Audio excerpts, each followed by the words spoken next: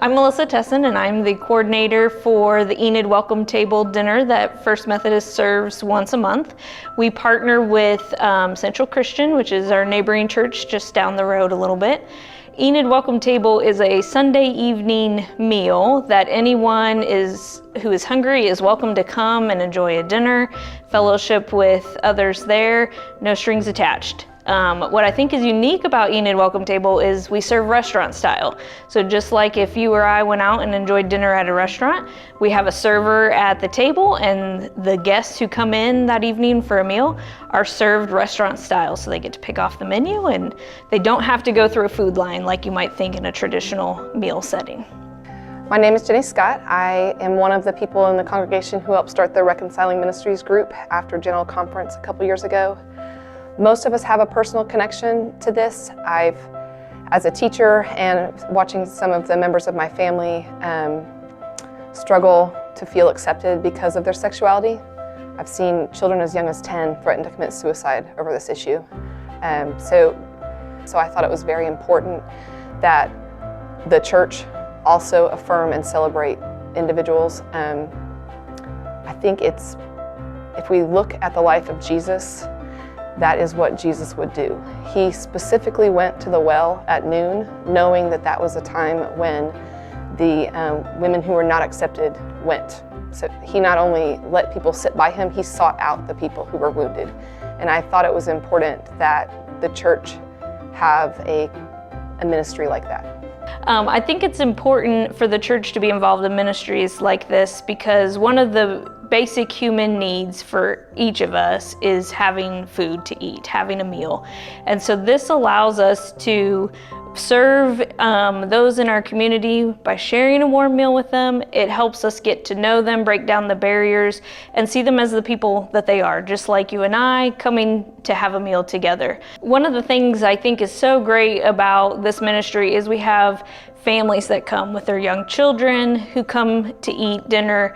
We have widows who come who don't have a lot of interaction during the week, and so this is an opportunity for them to come and enjoy a warm meal with others and get to visit and get some of that socialization.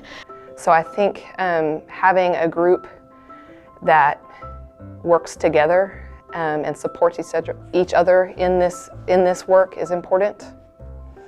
We have expanded. Our mission statement says we celebrate and affirm all people regardless of sexual orientation, gender expression, racial or ethnic identity.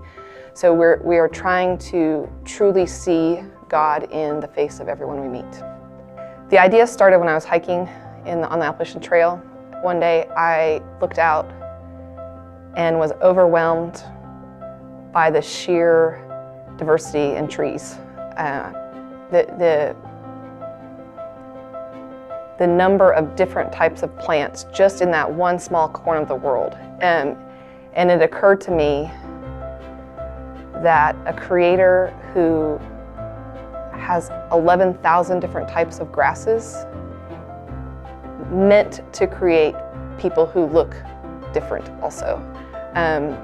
So when the prayer walk was meant to connect the diversity that we see in the natural world with some of the biblical passages. We wanted people to think about what makes a garden beautiful. It's the fact that the flowers are different shapes and colors, and that's what makes it beautiful. So that was the reason why we included scenes from nature. And as we went through, it was supposed to just be questions and verses that helped us reflect on how we are interpreting those verses. And then we ended with mirrors. And I thought one of our youth said it really well when he said, every station is asking us to think about how we see others, but the last station is meant to help us understand how we see each other as children of God, and that if we can start by loving ourselves as children of God, then our love of others can grow from that. And I thought that was such a wise statement coming from one of our youth.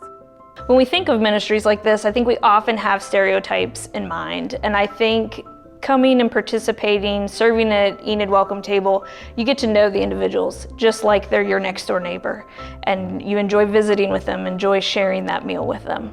I think this work is important because we are trying to love the way Jesus loves, the way we have been called to love. But I think it's important for other reasons as well.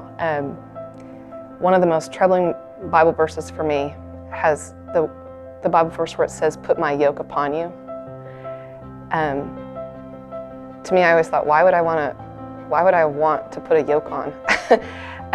But then he also says, "My yoke is light." I think this work is difficult.